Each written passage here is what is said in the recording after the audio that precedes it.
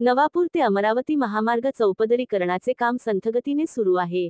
शहरालगत ठिकठिकाणी महामार्गाचे काम करताना नागरिकांना अनेक समस्यांना सामोरे जावे लागत असून महामार्ग प्राधिकरणाकडून रस्ते तयार करताना प्रभाकर कॉलनी, सुभाष नगर, नवी दिल्ली, इस्लामपुरा अनेक परिसरातील नागरिकांना शहरात जाण्यासाठी ज्या सुविधा योग्य ठिकाणी द्यायला पाहिजे त्या दिल्या गेल्या नसल्याने नागरिकांनी प्रशासनाकडे मोठ्या प्रमाणात तक्रारी केल्या असल्याने आज प्रांत अधिकारी अंजली शर्मा, राष्ट्रीय महामार्ग प्राधिकरणाचे अधिकारी आणि मात्रे कंपनीचे अधिकारी हे इस्लामपुरात देवलफळी भागात पाहणी करण्यात आले होते.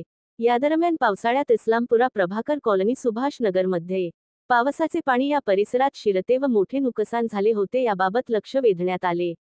उपजिल्हाधिकारी यांनी महामार्ग प्राधिकरण विभागाकडून पाण्याचा निचरा होण्यासाठी तातडीने उपाययोजना करण्याच्या सूचना यावेळी दिल्या होत्या. भागातील माजी नगरसेवक फारुख शहा यांनी नागरिकांना होणाऱ्या समस्याबद्दल आपले मत मांडत त्यांनी पर्याय सुचविले आहेत.